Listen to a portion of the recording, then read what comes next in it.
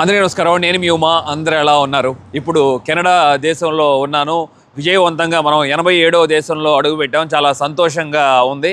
ఇవాళ పొద్దున్నే సమయం 9:30 అవుతుంది. వెదర్ కూడా చాలా బాగుంది ప్రస్తుతానికి. కానీ కొన్ని సందర్భాల్లో అప్పటికప్పుడే వాన పడుతుందంట, అప్పటికప్పుడే డార్క్గా అవుతుంది క్లౌడ్, మళ్ళీ ఎండ వచ్చేస్తుంది. ఇవాళ మంచి మంచి ప్రదేశాలన్నీ ఎక్స్ప్లోర్ చేద్దాం. ఇప్పుడు మనం మాంట్రియల్ సిటీలో దిగా కదా. నేను కెనడా రాజధాని ఆట్వా అని పిలుస్తారు, అది నెక్స్ట్ వెళ్దాం, అక్కడికి వెళ్ళి ఎక్స్ప్లోర్ చేద్దాం. బట్ ఇవాళ వీడియో చివరిదాకా చూడండి, చాలా మంచి మంచి విషయాలు తెలుసుకుందాం. ఇక్కడ కరెన్సీ వచ్చి కెనడియన్ డాలర్ అని పిలుస్తారు. ఒక డాలర్ వచ్చి మన డబ్బుల్లో చెప్పాలంటే ఆల్మోస్ట్ 63 రూపాయలు విలువ ఉంది. దేశం చాలా పెద్దగా ఉంటుంది కానీ పాపులేషన్ చాలా తక్కువ. కేవలం 4 కోట్ల మంది జనాభా నివసిస్తున్నారు. బాగుంది, చాలా వరకు ఇలాగా గ్రీన్గా ఉండటం, నీట్గా చెట్లు కనపడటం భలే అనిపిస్తుంది. చుట్టూతా కూడా చూడండి. ఈ సిటీలో ట్రావెల్ చేయడానికి నేను ఇప్పుడు అండర్ గ్రౌండ్ వెళ్తున్నాను. మెట్రో ఎంత బ్యూటిఫుల్గా ఉందో చూడండి. మెట్రో భలే క్యూబ్స్ లాగా పెట్టి 1967వ సంవత్సరంలో ఇక్కడ ఎక్స్పో జరిగింది. దానికోసం చాలామంది వస్తారు కదా ప్రపంచ దేశాల నుండి, ఎక్కడెక్కడ నుండి. అప్పుడు మెట్రో బిల్డ్ చేశారంట. మెట్రోలు అన్నీ అండర్ గ్రౌండ్లో ఉంటాయి. మీకు తెలిసిన విషయమే. ఇక్కడ -30 డిగ్రీల వరకు వస్తుంది. కెనడా అంటే మనకి మొట్టమొదటి గుర్తు రావాల్సింది చలి. చలికి చచ్చిపోతామని చెప్తూ ఉంటారు కదా. నిజంగా ఒక డిఫరెంట్ ప్లానెట్లో అడుగుపెట్టినట్లు అనిపిస్తుంది. నేను ఇప్పుడు నమూర్ అని ఒక రైల్వే స్టేషన్లో ఉన్నాను, మెట్రో స్టేషన్లో. ఇక్కడ నమూర్ మెట్రో స్టేషన్లో ఉన్నాను కదా. ఇక్కడ టికెట్ తీసుకున్నాను, డే పాస్. మన దగ్గర ఒక 11 కెనడియన్ డాలర్ ఛార్జ్ చేశారు. అంటే మన డబ్బుల్లో ఒక 700 రూపాయలు అనుకోండి. మరొక విషయం, ఇక్కడ అఫీషియల్ లాంగ్వేజెస్ కూడా వచ్చి ఇంగ్లీషు మరియు ఫ్రెంచ్ కూడా బాగా మాట్లాడతారు. 2 అఫీషియల్ లాంగ్వేజ్. వెనక్కి తిరిగి చూస్తే అక్కడ మనకి 2 మెట్రో ట్రైన్స్ కనబడుతున్నాయి. అదిగోండి, రెడీగా ఉన్నాయి. భలే ఉంది, అసలు డిఫరెంట్ వరల్డ్లో ఉన్నట్లు అనిపిస్తుంది. ఇట్లాగ ఒక ఆర్చ్ లాగా ఉండి మెట్రో ట్రైన్స్ కనబడటం. ఈ సిటీలో మనం మెట్రోస్ చూసుకోవాలనుకుంటే అండర్ గ్రౌండ్లోనే చూసుకుంటాం. ఇక పైన ల్యాండ్లో ఉండేవి ట్రామ్స్ లేకపోతే బస్సెస్. మంచి డెసిషనే తీసుకున్నారు, ఎందుకంటే చాలా ఘోరంగా పడుతుంది ఇక్కడ స్నో. మెట్రో ట్రైన్ లోపల కూర్చున్నాను. ఈ ట్రైన్స్ అన్నీ జపాన్ నుండి దిగుమతి చేసుకున్నారంట. ఎందుకంటే టెక్నాలజీలో జపాన్ కూడా నంబర్ 1 పొజిషన్లో ఉంటుంది కదా. నేను లాస్ట్ టైం చెప్దామని యూరోప్లో చెప్పలేకపోయాను. మన ఊర్లో కొంతమంది చెత్త బాటిల్స్ అన్నీ ఏరుకొని వాటితో కూడా సర్వైవ్ అవుతారు కదా. ఇక్కడ నేను ఈ దేశాల్లో కూడా చూశాను. మామూలుగా ఉద్యోగాలు చేసేవాళ్ళే, మంచిగా ఉండేవాళ్ళే కవర్కి, హ్యాండ్స్కి గ్లౌజెస్ తగిలించుకొని ఒక కవర్ లాగా పెట్టుకొని చెత్తలో బాటిల్స్ పడేస్తారు కదా, తాగిన బాటిల్స్. అవన్నీ క్యారీ చేసి తీసుకువెళ్తారు. అలా తీసుకువెళ్ళి వాళ్ళకు ఒక $10 కానీ $20 కానీ వస్తాయి. చక్కగా వాటితో ఏదైనా వాళ్ళ ఫుడ్ కూడా కలిసి వచ్చేస్తుంది ఆ డబ్బుల్లో. ఈ కంట్రీస్లో ఎక్స్ప్లోర్ చేసేప్పుడు కొన్ని గుడ్ క్వాలిటీస్ ఉంటాయి మనం నేర్చుకోవడానికి, కొన్ని బ్యాడ్ క్వాలిటీస్ కూడా ఉంటాయి. ఇక వర్క్ పరంగా మనం చెప్తే, రోడ్డు మీద చెత్త ఏరుకునే వాడికి ఒకే రెస్పెక్ట్ ఉంటుంది. ఐటీ జాబ్ చేసేవాడికి కూడా ఒకలాగే రెస్పెక్ట్ ఇస్తారు. ఎవరో వాళ్ళని వింతగా చూడటం కానీ, చులకనగా మాట్లాడటం కానీ ఇలాంటివి చేయరు. ఇది చాలా బాగా నచ్చుతుంది, ఈ క్వాలిటీ నాకు. కెనడా అంటే నాకు చిన్నప్పటి నుండి నాకు మొట్టమొదట గుర్తొచ్చే విషయం ఏంటంటే, ఒక షో ఉండేది, famous show, just for laughs gigs అని చెప్పి. మీలో ఎంతమంది చూశారు చెప్పండి? అసలు ఎంత చక్కగా వాళ్ళు నవ్విస్తూ ఉంటారో ఆ షోలో. భలే కామెడీ సీన్స్ అన్నీ క్రియేట్ చేసి, అది మాంట్రియల్లోనే ఫస్ట్ పుట్టినది. మనిషి జీవితంలో సంతోషంగా ఉండటం కూడా చాలా ముఖ్యమైన పార్ట్ కదా. ఇక మన జీవితంలో ఎప్పుడూ సంతోషంగా ఉండాలంటే ఉండలేము, ఎందుకంటే మనకుండే కమిట్మెంట్స్, ఏవో కష్టాలు, అన్ని రుచులు టేస్ట్ చేస్తాం. It's okay. బట్ మ్యాక్సిమం ఏదైనా ప్రాబ్లమ్స్ వచ్చినా కూడా వాటిలో నుండి మనం సాల్వ్ చేసుకుని, లేకపోతే ఫ్రెండ్స్ హెల్ప్ తీసుకుని ముందుకి ప్రయాణిస్తూ ఉండాలి. వీలైనంత వరకు సంతోషంగా ఉంటే లైఫ్ ఇంకా కొన్ని సంవత్సరాలు బతకడానికి బాగుంటుందని చెప్తారు. అలాగే ఇక్కడ ఈ కెనడా భూమి గురించి మనకు గొప్ప హిస్టరీ చెప్పుకోవాలి. ఈ అమెరికా, కెనడా అనేది నైబర్ కంట్రీస్ కదా, చాలా పెద్ద ల్యాండ్ ఉంటుంది. ఒకప్పుడు 15,000 సంవత్సరాల నుండి 30,000 సంవత్సరాల క్రితం ఇక్కడికి జనం వలస వచ్చేవారు. ఎవరు మీరు అనుకుంటుంది? Red Indians. వాళ్ళు వచ్చింది ఎక్కడి నుండి? ఏషియా నుండి. నాకు ఇప్పటికి కూడా అనిపిస్తుంది, చిన్నప్పటి నుండి నేను హాలీవుడ్ మూవీస్ చూడటం వల్ల ఎందుకనో కానీ నాకు నా ఫేవరెట్ ట్రైబ్ రెడ్ ఇండియన్స్. ఏదో ఒక కనెక్షన్ అయితే ఉందనిపిస్తుంది మన ఇండియన్స్కి వాళ్ళకి. అప్పట్లో ఏషియా నుండి సైబీరియా, మనం సైబీరియా వెళ్ళాం కదా, లాస్ట్ టైం రష్యా ఎక్స్ప్లోర్ చేసాం. ఓమియాకాన్ చాలా కోల్డెస్ట్ ఉంటుంది. ఐసేజ్ టైంలో మనుషులు నడుచుకుంటూ సైబీరియా నుండి అలాస్కాకి వచ్చేసారంట. అప్పట్లో సముద్రం లాగా ఉండేది కాదు. సముద్రం చాలా లోగా ఉండేదంట. ఇప్పుడు మనం బాగా హైగా చూసుకుంటున్నాం కదా, ఎంత డీప్ అని చెప్పుకుంటున్నాము. అలా నడుచుకుంటూ వలస వచ్చారంట ఇక్కడికి 30,000 సంవత్సరాల నుండి 15,000 సంవత్సరాల మధ్యలో. అప్పటి నుండి జనాలు ఇక్కడ సెటిల్ అవ్వడం స్టార్ట్ అయ్యి ఇక్కడే వాళ్ళ తరతరాలు. వీళ్ళకి మనకి ఏదో కానీ తప్పకుండా కనెక్షన్ ఉంది. లాస్ట్ టైం నేను అమెరికా కాలిఫోర్నియాలో ఎక్స్ప్లోర్ యూటాలో ఎక్కడ ఎక్స్ప్లోర్ చేస్తున్నప్పుడు ఒక రెడ్ ఇండియన్ అమ్మాయిని కూడా మనం పరిచయం చేసుకున్నాం. ఆమె కూడా అంటుంది, మేము ఆకాశం భూమి పంచభూతాలు ప్రే చేస్తాం, మన ఇద్దరివి కల్చర్స్ ఒకటేనని చెప్పి మేము ఎప్పుడు కూడా నమ్ముతాం, మేము ఇండియా నుండే వచ్చామని చెప్పి అని అన్నారు. అప్పుడు చాలా సంతోషం అనిపించింది. ఆ తర్వాత 1497 సంవత్సరంలో ఇక్కడికి మెల్లమెల్లగా యూరోపియన్స్ రావడం స్టార్ట్ చేశారు. ఎప్పుడు కొలంబస్ అమెరికాని ఫైండ్ అవుట్ చేశాడో ఇండియా కోసం వచ్చి ఇటు వచ్చాడు కదా పొరపాటున, రెడ్ ఇండియన్స్ చూసి నేను ఇండియాని కనిపెట్టానని చెప్పుకున్నాడు. తర్వాత తను రియలైజ్ అయ్యాడు ఇది డిఫరెంట్ ప్లేస్, ఇండియా కాదు అని. మెల్లమెల్లగా 1600 సంవత్సరం అంటే వీళ్ళు వచ్చిన దగ్గర నుండి ఒక 103 సంవత్సరాలు 105 సంవత్సరాల తర్వాత మెల్లమెల్లగా ఈ దేశాన్ని కాలనైజ్ చేయటం స్టార్ట్ చేశారు. ఇక ఆ తర్వాత ఆఫ్రికా నుండి స్లేవ్స్, లేకపోతే రెడ్ ఇండియన్స్ స్లేవ్స్ లాగా చేసి ఇక ప్రపంచ దేశాలు ఎక్కడెక్కడో వాళ్ళని తీసుకొచ్చి ఇక్కడ బానిసల్లాగా ఉపయోగించి చాలా వరకు వాళ్ళకి కావాల్సిన పనులన్నీ చేయించుకునే వాళ్ళు. పాపం చాలామంది చిత్రహింసలు పెట్టి చంపేసిన రోజులు కూడా ఉన్నాయి. ఎందుకంటే మీకు ఇవన్నీ హాలీవుడ్ మూవీస్ చూస్తే ఈ రెడ్ ఇండియన్స్ గురించి, వీటి హిస్టరీ గురించి చాలా వరకు తెలుస్తుంది. ఇప్పుడు ఓకే, చాలా సంవత్సరాలు వీళ్ళ యాన్సెస్టర్స్ ఎవరో ఎక్కడో తప్పులు చేశారు, అంతా అయిపోయింది. ఇప్పుడు అంతా బట్టి అందరూ పీస్ఫుల్గా హ్యాపీగా మంచి లైఫ్ లీడ్ చేస్తున్నారు. మరియు ఈ కంట్రీస్లో నేను ఎక్స్ప్లోర్ చేస్తున్నాను, నాకు అనిపించేది ఇక్కడ ఒక జాతి కనపడదు. ప్రపంచ దేశాల్లో ఉన్న 197 దేశాల వాళ్ళందరూ ఈ దేశాల్లో ఉన్నారేమోనని అనిపిస్తుంది. ఆ దేశంలో ఏదైనా సమస్య వచ్చినప్పుడు వాళ్ళు ఇక మైగ్రెంట్స్ లాగా వచ్చి ఇక్కడ మెల్లమెల్లగా ఇక్కడే పనులు చేసుకుంటూ ఇట్లా సెటిల్ అవుతారు. ఇక కెనడా ఎలా ఏర్పడిందంటే అంత మైగ్రెంట్స్ వల్లనే. మరియు యూరోపియన్స్ ఎక్కువగా వచ్చి స్టే చేశారు కదా, అందుకే మనకు అఫీషియల్ లాంగ్వేజ్ ఇంగ్లీష్తో పాటు ఫ్రెంచ్ కూడా ఉంటుంది. అలాగే బ్రిటన్ వాళ్ళు కూడా. కెనడా దేశంలో మాంట్రియల్ సిటీ మధ్యలో మనకి ఒక స్టేడియం ఉంటుంది. దీన్ని పార్క్ ఒలింపిక్ స్టేడియం అని పిలుస్తారు. 1976 సంవత్సరంలో దీన్ని నిర్మించారు. మొట్టమొదట ఒలింపిక్స్ జరిగింది ఈ స్టేడియంలోనే. మన ఇండియన్స్ అప్పట్లో బాక్సింగ్, రెజ్లింగ్, అలాగే హాకీ, రన్నింగ్ వాటిలో చాలామంది పార్టిసిపేట్ చేశారు. బట్ కానీ మనం ఒక్క మెడల్ కూడా గెలుచుకోలేకపోయాము అప్పట్లో. చాలా బ్యూటిఫుల్గా ఉంది. ఇప్పుడు మనం ఆకాశంలో నుండి చూస్తున్నప్పుడు చాలా పెద్దది. ఆల్మోస్ట్ ఇప్పుడు 50 సంవత్సరాలు దగ్గరగా పూర్తి చేసుకుంటుంది ఈ అద్భుతమైన స్టేడియం నిర్మించి. నిజంగా ఏదో కానీ ఒక ఏలియన్ షిప్ ఈ కెనడాలో ల్యాండ్ అయినట్లుగా ఉంది. దాని ఆకారం అప్పట్లోనే 50 సంవత్సరాల క్రితం భలే అద్భుతంగా నిర్మించారు. ఇక్కడ సీటింగ్ కెపాసిటీ 56,000 మంది కూర్చుని చూశారు సమ్మర్ ఒలింపిక్స్లో 1976లో. ఇప్పుడు ఒకవేళ మనకి కాన్సర్ట్స్ కానీ స్పెషల్గా ఈవెంట్స్ జరిగినప్పుడు అంట ఫ్లోర్ సిట్టింగ్ అంటే నేల మీద కూడా కూర్చొని చూడటానికి వీలుగా ఉండేలాగా చెప్తున్నారు. 78,000 మంది కూర్చొని చూడొచ్చంట కాన్సర్ట్స్. ఏదో కానీ పూర్తిగా రినోవేట్ చేస్తున్నట్లున్నారు.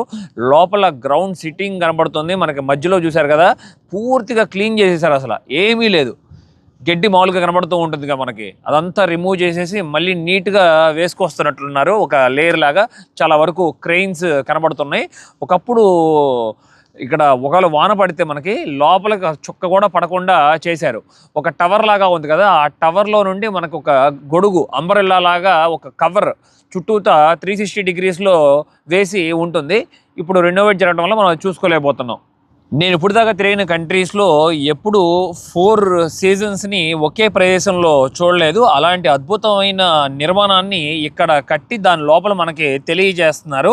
ఎందుకంటే చాలామంది వెళ్ళి చూడలేరు కదా లైవ్లో ఎక్స్ప్లోర్ చేయాలంటే ప్రపంచాన్ని. దానికి ఈ స్టేడియం పక్కనే మనకి ఒక బయోడోమ్ అని పిలుస్తారు. ఇది కూడా ఒక విచిత్రమైన ఆకారంలో ఉంది. పైనంతా గ్లాసెస్ కనబడుతూ ఈ బయోడోమ్ లోపల మనకి ట్రాపికల్ రెయిన్ ఫారెస్ట్, అలాగే maple forest, Gulf of Saint Lawrence అంట, అంటే coastal ecosystem with fish, sea birds and marine life కూడా కనబడుతుంది. మరియు sub polar region, sub Antarctic islands, ఇలాంటి రకరకాలు పెంగ్విన్స్ కూడా ఉంటాయంట లోపల. అంటే చాలా కోల్డ్ క్లైమేట్ కూడా క్రియేట్ చేశారు. ఒకసారి లోపలికి వెళ్ళి ఎక్స్ప్లోర్ చేద్దాం మనం దీన్ని.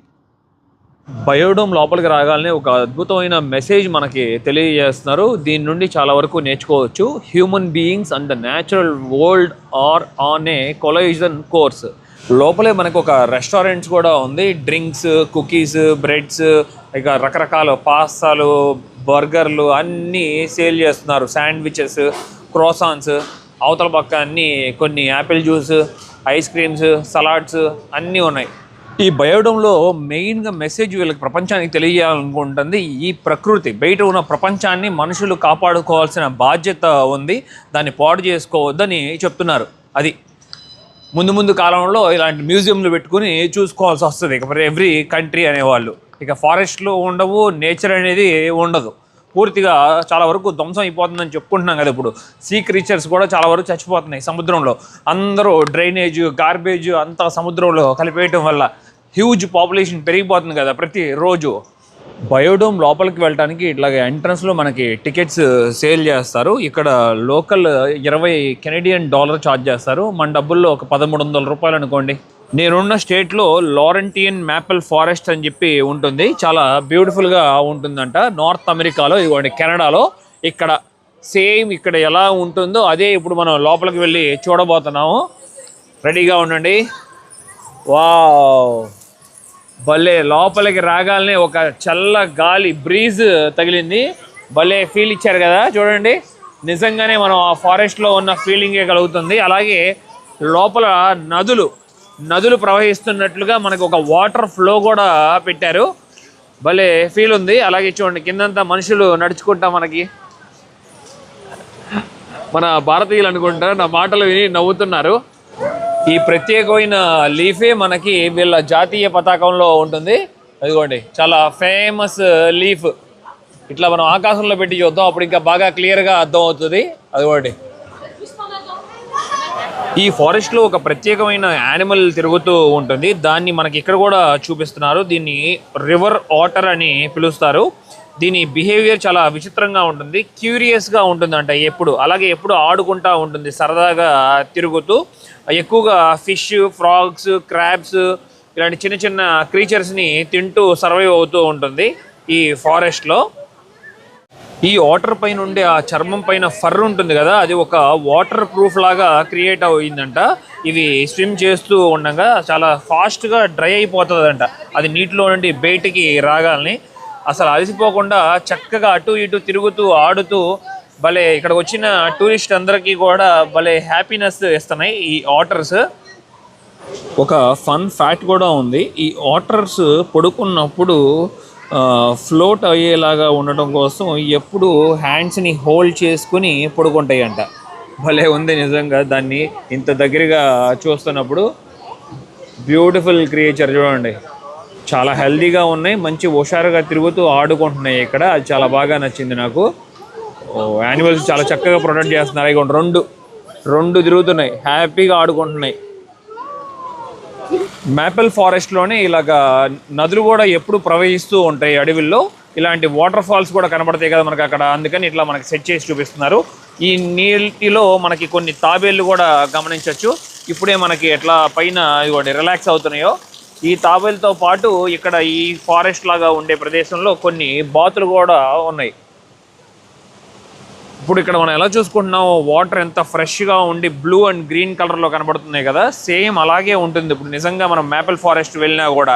అలాగే చేపలు కూడా కనబడుతూ ఉన్నాయి దాంట్లోనే మనకి. ఈ అందమైన బ్యూటీని చూడాలంటే ఇక్కడికి వచ్చే టూరిస్ట్ చాలా మంది వరకు మ్యాపిల్ ఫారెస్ట్ వరకు వెళ్ళలేరు, అందుకనే ఇలా ఇక్కడ క్రియేట్ చేయటం. హాయ్, బాగుంది. ఇంకా కొన్ని ప్రదేశాలు ఉన్నాయి కదా, వాటిని కూడా మనం కవర్ చేద్దాం. మంచి ఫీల్ వచ్చింది లోపలికి వచ్చిన తర్వాత. నిజంగా నేను ఒక ఫారెస్ట్లో తిరుగుతున్నట్టు చల్ల బ్రీజ్ నాకు తగులుతూ, నిజంగా కొండల్లో నుండి వాటర్ ఫాల్ చూస్తున్నట్లే అనిపిస్తుంది. ఈ అడవుల్లో పెద్ద పెద్ద చెట్లు కూడా పడిపోయి నీళ్ళల్లో స్టక్ అయిపోతాయి కదా, సేమ్ అదే ఫీల్ తీసుకొచ్చారు మనకి. ఇదిగోండి పెద్ద పెద్ద మొద్దులు ఎలా నీళ్ళల్లో పడి ఉన్నాయో. ఇక్కడ రకూన్ అని చెప్పి ఒక యానిమల్ ఉంటుంది, లోపల ఎక్కడికో వెళ్ళిపోయి దాక్కున్నట్లుంది, మనకి కనపడట్లేదు. గార్డియన్స్ ఆఫ్ ద గెలాక్సీలో మనకి గ్రూట్తో పాటు ఈ రకూన్ ఉంటుంది కదా, ఆ క్యారెక్టర్ చాలా బాగా నచ్చుతుంది, మీకు గుర్తుంది కదా. రియల్లీ ఇప్పుడు దాకా మనకు కనపడలేదు. ఆ కేర్ టేకర్ వచ్చి చక్కగా దాన్ని ఫీడ్ చేస్తూ భలే కేర్ తీసుకుంటున్నారు. బాగుంది. ఎవరైనా మీరు guardians of the Galaxy movies miss అయితే తప్పకుండా చూడండి, చాలా బాగా ఎంజాయ్ చేస్తారు. ఈ పార్క్లో అనుకోకుండా అన్న వచ్చి నన్ను పలకరించారు, భలే హ్యాపీ అనిపించింది. అన్న నమస్కారం. నా పేరు రాఘవ అండి. ఎక్కడన్నా ప్రాపర్ ఎక్కడ? ప్రాపర్ బాపట్ల, ఆంధ్ర. ఎక్కడ సెటిల్ అయ్యారు? యుఎస్ లో ఉంటాం, పెన్సిల్వేనియా స్టేట్. ఇప్పుడు కెనడా టూరిస్ట్ గా వచ్చారు? జస్ట్ వీకెండ్ కి టూరిస్ట్ గా వచ్చాం. అన్న మాట ఒకటి చెప్తే బాగా హ్యాపీ అనిపించింది. రాత్రి హోటల్లో కూడా స్టే చేస్తూ నా వీడియో చూసారంట. థ్యాంక్ యూ ఫర్ సపోర్ట్ అన్న, రియల్లీ చాలా సంతోషంగా ఉంది. ఆల్వేస్ మీ వీడియోస్ చూస్తూ ఉంటాం అండి. Very nice, good information. Thank you అన్నయ్య. Okay, bye. ఎదురుగా కనబడుతున్న మేపల్ ఫారెస్ట్ లో నుండి నేను లోపలికి నడుచుకుంటా వచ్చి ఇప్పుడు మనం సెకండ్ ప్లేస్ లోకి వెళ్తున్నాము. గల్ఫ్ ఆఫ్ సెయింట్ లారెన్స్ అని ఉంది. ఇది ఎక్కడ ఉందో మీకు చూపిస్తా. ప్రపంచ పటంలో ఇదిగోండి, నార్త్ అమెరికాలో ఇప్పుడున్న మన సిటీ దగ్గర నుండి ఇక్కడ అనుకుందాం ఈ పార్ట్లో ఉంది. ఈ పార్ట్లో ఎలా ఉంటుందో సేమ్ మనకి ఇప్పుడు లోపల చూపిస్తారు. ఎంత పెద్ద ఎక్వేరియంని సెట్ చేశారో చూడండి.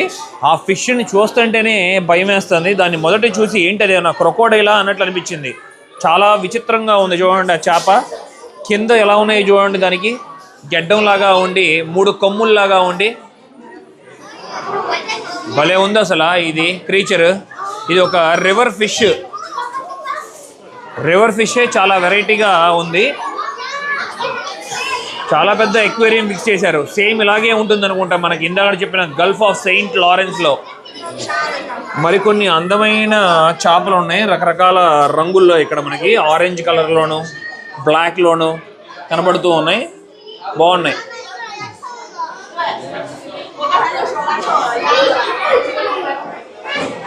సముద్రంలో చాలా మెల్లగా ఎక్స్ప్లోర్ చేసే ఫిషెస్ ఏమైనా ఉన్నాయంటే అవి స్టార్ ఫిషెస్. భలే ఉన్నాయి.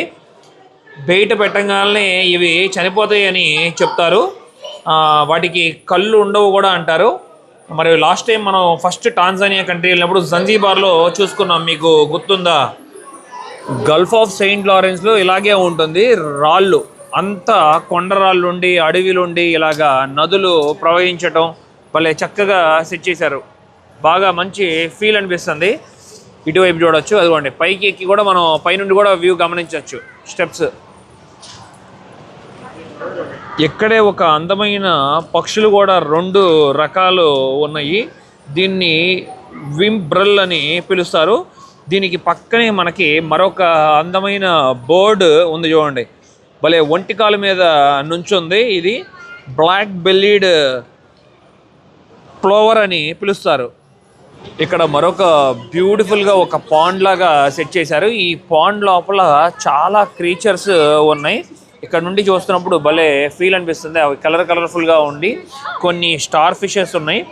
కామన్ సీ స్టార్ అని పిలుస్తారంట. అక్కడ మనకి పింక్ కలర్లో కనబడుతున్నది.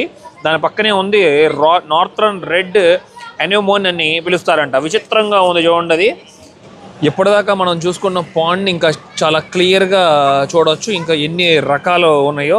దీనికి బ్యాక్ సైడ్లోనే మనం ఇప్పటిదాకా కింద ఎక్వేరియం లాగా ఉండి పాండ్ని చూసాం కదా. ఆ పాండ్లో ఉన్న ఫిషెస్ అలాగే డక్స్ చూడవచ్చు. చాలా వరకు భలే ఉన్నాయి. అసలు ఒక అందమైన లేక్ని చూస్తున్నట్లే అనిపిస్తుంది. ఇక్కడ లోపల మనకి ఆ వ్యూ కూడా భలే పెట్టారు చూడండి. అక్కడ స్క్రీన్ మీద ఏదో సముద్రాన్ని చూస్తున్నట్లు. మిమ్మల్ని ఇప్పుడు మరొక లోకానికి తీసుకెళ్ళబోతున్నాను. మనం ఇంకా వెళ్ళి ఎక్స్ప్లోర్ చేయలేదు, కానీ నెక్స్ట్ మా బేబీ పుట్టిన తర్వాత ప్లాన్ చేస్తున్నాను నేను. South America, Central America tropical rain ఫారెస్ట్లోకి వెళ్ళబోతున్నాం. ఆ tropical rain forest Central America మరియు సౌత్ అమెరికా మధ్యలో ఉంది. ఇక ఎంట్రన్స్లో ఉండి వెళ్దాం. చాలా ఎక్సైటెడ్గా ఉన్నాను, ఎందుకంటే నేను ఇప్పుడు రియల్గా చూడలేదు కదా. ఫ్యూచర్లో రియల్గా చూస్తాను నేను. ఇక్కడ కనబడుతున్న ఈ రెయిన్ ఫారెస్ట్ అబ్బాబ్బాబ్బా, ఇలా ఉంటుందా నిజంగా? ఎంత దట్టమైన అడవిలోకి మనం ఎంటర్ అయ్యామో చూడండి. పైనుండి కింద వరకు ఆ చెట్లు భలే పాకిపోవటం భలే అనిపిస్తుంది. వావ్, నిజంగానే ఈ కొంచెం చూస్తేనే ఇంత ఎక్సైటెడ్ అనిపిస్తుంది. అంటే నిజంగా మనం ఆ ఫారెస్ట్లో ఎక్స్ప్లోర్ చేసినప్పుడు ఎలా ఉంటుందో. అంటే పెద్ద పెద్ద చెట్లు మనకి అక్కడ కనపడతాయి అనుకుంటా. కనీసం 200-300 అడుగులు ఎత్తులో. వావ్, ఇది అసలు ఎక్సైట్మెంట్ ఇప్పుడు ఇక్కడ నాకు. చూడండి పక్షులు. ఈ ప్యారెట్స్ చాలా గొప్ప ప్యారెట్స్ అని మనం చెప్పుకుంటూ ఉంటాం కదా. సెంట్రల్ అమెరికా ప్యారెట్స్ 100 సంవత్సరాల పైన బ్రతుకుతాయి. స్కార్లెట్ మకావ్ అని పిలుస్తారు కదా. చాలా తెలివిగా కూడా ఉంటాయి. వాటి దగ్గర ఏలు అసలు పెట్టకూడదు. పెట్టామంటే కొరికిందంటే ఏలు వెళ్ళి కింద పడుతుంది. చక్కగా డీహైడ్రేట్ అవ్వకుండా ఉండటం కోసం వాటి మీద ఎట్లా వాటర్ స్ప్రే చేస్తున్నారో చూడండి. అక్కడ ఒక వ్యక్తి. అమోఘంగా ఉన్నాయి. ఎన్ని రకాలు ఉన్నాయో చూడవచ్చు. ఎంత బ్యూటీగా ఉందో, చాలా బ్యూటిఫుల్గా ఉంది. అదిగోండి, దాని కళ్ళల్లో కళ్ళు పెట్టి చూద్దాం మనం కూడా. లాస్ట్ టైం నాకు ప్యారెట్స్ అంటే గుర్తొచ్చేది సింగపూరే. శరణ్య నేను కలిసి ఎక్స్ప్లోర్ చేసాం సింగపూర్లో. ఎన్ని పక్షులు వచ్చి నా మీద వాల్నియో, అది లైఫ్లో నేను మర్చిపోలేని ఎక్స్పీరియన్స్. ఆ కలర్ కూడా చాలా బాగుంది. ఇదిగోండి, దాని రెక్కలు చక్కగా వావ్ భలే ఏలాడుతుంది. నోటి సాయంతో కూడా చక్కగా అది కదులుతుంది చూడండి, ఒక ప్రదేశాన్ని నుండి మరొక ప్రదేశానికి. బ్యూటీ. ఆ వాటర్ జల్లుతున్నప్పుడు అవి హ్యాపీగా ఆడుకుంటుంటే చాలా నచ్చుతుంది. ఎప్పుడు వాటర్ జల్లట్లేదో అరుస్తున్నాయి అవి, వాటర్ జల్లమని అడుగుతున్నట్లు ఉన్నాయి అవి. నిజంగా బ్యూటీ కదా చూడండి. కానీ ఒకప్పుడు మనుషులు చాలా వరకు ఈ ప్యారెట్స్ని వేటాడి ఇంట్లో పెట్టుకోవడానికి ఒక సివినియర్ లాగా ఉపయోగించేవారు. అది చాలా బాధ. ఎన్ని పక్షులు అంతరించిపోయినాయో ఈ ప్రపంచంలో, మనకు తెలియని పక్షులు. ఈ రెండు భలే కొట్టుకుంటున్నాయా లవ్ చేసుకుంటున్నాయా? ఈ రెయిన్ ఫారెస్ట్లో నేను కేవలం పక్షులే ఉంటాయి అని అనుకున్నాను. ఇక్కడ మొసళ్ళు కూడా ఉంటాయి అంట, చాలా ప్రమాదమైన మొసళ్ళు. ఇప్పుడు అవి నా కిందే ఉన్నాయి. ఈ ఫారెస్ట్లో నదులు ఉంటాయి కదా, ఇవి ఫ్రెష్, మరి సాల్ట్ క్రొకోడైల్సా మరి ఫ్రెష్ వాటర్ క్రొకోడైల్సో కానీ ఇవి చూస్తుంటే ఇదిగోండి రెండు రకాల క్రొకోడైల్స్. వీటి పేరు బ్రాడ్ స్నౌటెడ్ కైమాన్ అని పిలుస్తారంట. భలే ఉంది కదా, విచిత్రమైన పేర్లన్నీ పెట్టారు వీటికి. ఈ రెయిన్ ఫారెస్ట్లో మీకు ఒక మ్యాజిక్ చూడాలని ఉందా? ఇప్పుడే మీకు చూపించబోతున్నాను. ఈ అందమైన ఫ్రెష్ వాటర్ లేక్స్ అట్లాగే రివర్స్ ఉంటాయి కదా, వాటిల్లో ఉండే చేపలు ఇవి. సౌత్ అమెరికా, లాటిన్ అమెరికాలో ఉండే చేపలు భలే ఉన్నాయి చూడండి. కరెక్ట్గా ఆ సన్లైట్ పడ్డప్పుడు అవి భలే తలతల మెరుస్తున్నాయి. ఇప్పుడు చూడండి, ఇంకా మంచి ఫీల్ కలుగుతుంది మనకి. వావ్, సూపర్ బ్యూటిఫుల్గా ఉన్నాయి ఆ కలర్. ఈ కోతి పేరు గోల్డెన్ లైన్ టామరైన్ అని పిలుస్తారు. భలే విచిత్రంగా ఉంటుంది. మనిషికి గడ్డం పెరిగితే ఎలా ఉంటుందో అలా మనకి చూసినట్లు అనిపిస్తుంది. ఈ విచిత్రమైన కోతి రిలాక్స్ అవుతుంది, రెస్ట్ తీసుకుంటుంది. ఈ ఫిష్ లోపలే మనకి అందమైన తాబేలు కూడా ఉంది, చక్కగా స్విమ్ చేస్తూ ఎంజాయ్ చేస్తుంది. ఇంకా చాలా రకాల చేపలు కూడా కనబడుతున్నాయి లోపల. ఒక రూమ్లో గబ్బిలాలని బంధించారు. నాకు గబ్బిలం అంటే మొదట గుర్తొచ్చేది బ్యాట్మ్యాన్ సినిమానే. మీరు ఎవరైనా బ్యాట్మ్యాన్ సినిమా చూడకపోతే చూడండి, బ్యాట్స్ని కూడా బాగా ఇష్టపడతారు మీరు ఆ సినిమా చూసిన తర్వాత. ఆ క్యారెక్టర్ అంత బ్యూటిఫుల్ లైఫ్ ఇచ్చారు ఆ స్టోరీకి. బాగుంది కదా. రీసెంట్గానే మనం స్విట్జర్లాండ్లో నుండి వచ్చాం కదా, వాటర్ ఫాల్ వెనక పక్కన ఉండి కూడా మనం వ్యూ చూడొచ్చు. కిందకి ఎన్ని రకాల చేపలు ఉన్నాయో మీరు అసలు ఆశ్చర్యపోతారు. అవి చాలా పెద్దగా ఉన్నాయి. ఆ వాటర్ ఫాల్ పడిన తర్వాత ఒక పాండ్ లాగా ఏర్పడింది కదా ఇక్కడ, చాలా పెద్ద పెద్ద చేపలు. అవి బ్లాక్ కలర్లో మనకి కనబడుతున్నాయి చూడండి. అదొకటే కాదు, ఇంకా మరికొన్ని రకాలు కూడా ఉన్నాయి అక్కడ. అది చూడటానికి భలే విచిత్రంగా ఉంది. మనుషులు పేగులు ఎలా ఉంటాయి, ఆ పేగులు దాని మీద చర్మం ఎలా ఉందో చూడండి, సేమ్ అలాగే అనిపించింది నాకు.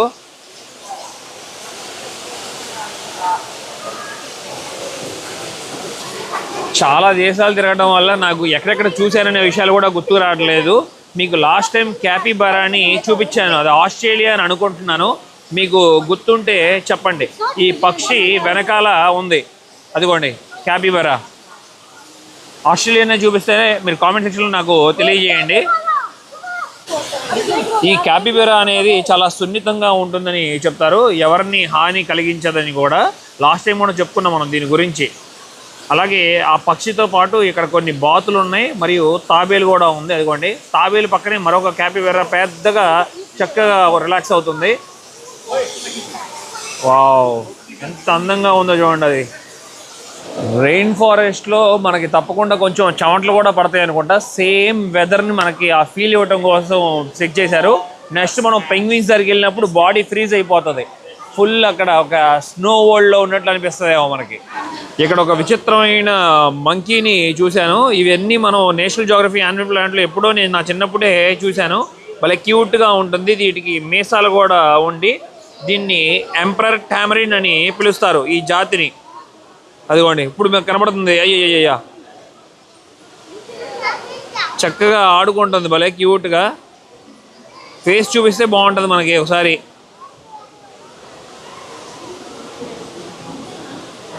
ఈ రెయిన్ ఫారెస్ట్లో ఈ చెట్లు చాలా ప్రత్యేకం అనుకుంటా. ఈ ఆకులు పూర్తిగా రాలిపోయినప్పుడు మనకు అవి ఒక తాడుల్లాగా కనపడుతూ భలే ఉంటుంది చూడండి.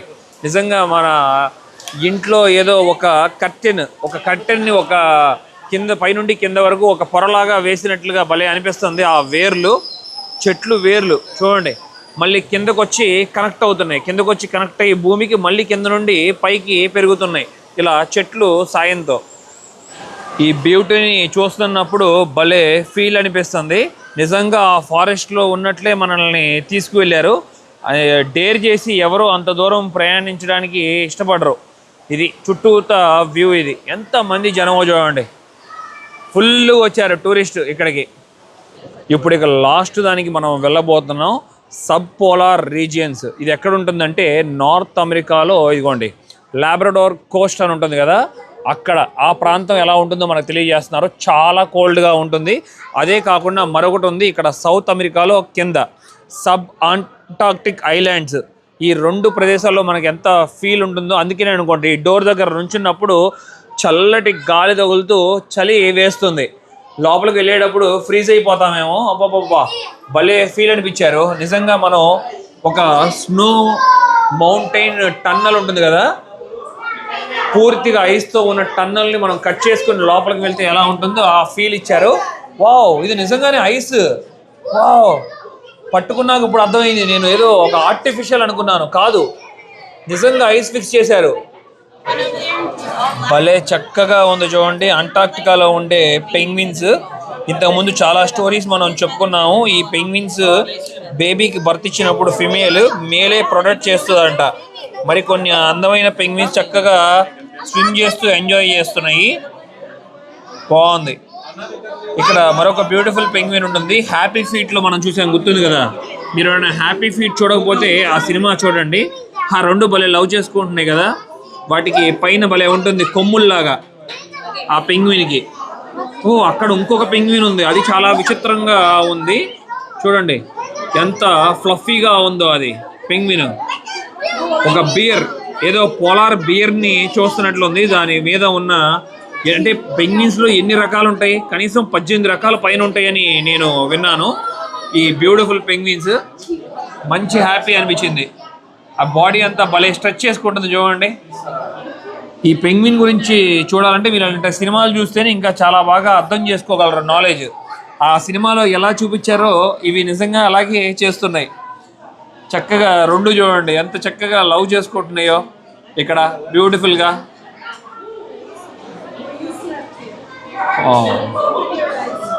సూపర్ ఉంది అసలు. ఇంతకుముందు నేను ఎక్స్ప్లోర్ చేసిన కంట్రీస్లో మీకు స్మాలెస్ట్ పెంగ్విన్ చూపించాను, టాలెస్ట్ పెంగ్విన్ కూడా చూపించాను. మన కళ్ళ ముందు ఉంది ఇది టాలెస్ట్ పెంగ్విన్. దీన్ని ఎంపరర్ పెంగ్విన్ అని పిలుస్తారు. మనం అంటార్క్టికా వెళ్ళినప్పుడు ఈ పెంగ్విన్స్ని, ఎంపరర్ పెంగ్విన్స్ని కొన్ని లక్షల సంఖ్యలో చూడొచ్చు.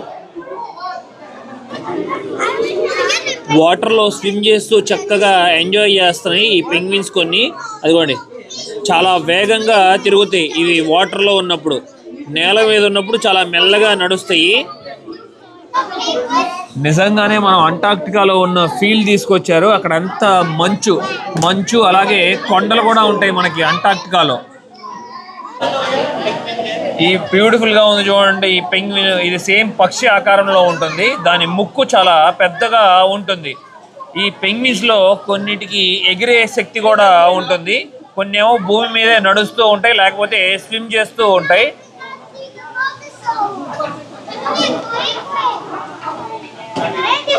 పొద్దునే మీకు చెప్పానా చక్కగా ఎండ వచ్చింది, బాగుంది వెదర్ అని చెప్పి. కేవలం గంటన్నర 2 గంటల సమయంలోనే ఎంత చేంజ్ అయిపోయిందో చూడండి వెదర్. ఇప్పుడే వాన పడేలాగా అనిపిస్తుంది, మళ్ళీ ఒక పక్కన ఎండ పడుతుంది. లోపల నుండి బయటకు వచ్చాం, బాగుంది చాలాగా. అనకొండ కనపడలేదని చెప్పి ఫీల్ అయ్యాను. అనకొండ ఉంటే బాగుండేది.